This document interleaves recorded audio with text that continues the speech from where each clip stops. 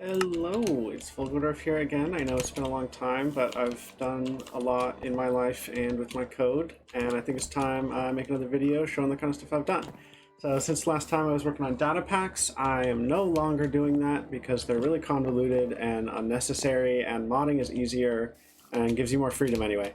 So I'm making mods now instead, and I have made a lot more than I ever did with datapacks. So for this devlog, I want to make it short and sweet and show you all the things I did.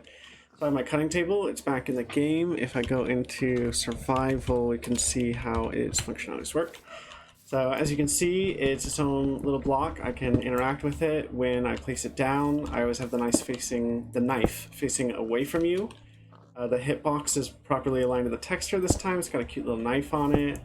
You can open it up and it does work. The other one I hid bugs for, but with this mod I was able to code it such that there's not any errors anymore. I have this weird little bubbling milk, I'm calling it pasteurized milk, and you can use it to craft a wheel of cheese. I can craft multiple items at a time. It works just like a crafting table does. I can take out half, that kind of thing, give myself back. The cool thing about this that I want it to be different from a crafting table is that I want it to be able so you can leave the food in it. So if I'm crafting, you know, la-da-da-da, and I decide to go away, I can come back to it and it'll still... I don't want to get attacked by monsters. And it'll still have that item in it. I can come back and get it. If I want to break it, I need to break it with a pickaxe, stone or higher. And it'll only drop the ingredients, it won't drop the end. So I'm really happy with the way it came out. I had to manually code the recipes, it's working. The wheels of cheese you can place down. They behave like food, like cake that is, so you can eat it if you're hungry, or if you have a knife, which is a little weapon, a very low durability weapon. You can cut that block in order to give yourself some slices, as you can see in my hopper, I'm getting some. And eventually, you know, you cut a bunch and durability's not good. Maybe you go and deal with some of our whispering little pigs over here, which I'm failing to do.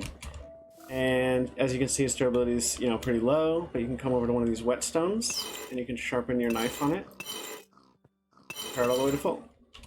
I've also added cheese slices, which craft in the cutting table from wheels of cheese, and I made a crop. I made a rice crop. It does not grow on farmland or normal grass. It only grows on top of water. Out of here. It only grows on top of water. It is bone mealable. I don't see that I have. Oh my gosh, I'm terrible. Give player, or give dev, bone meal. 64. And as you can see, I can bone meal it.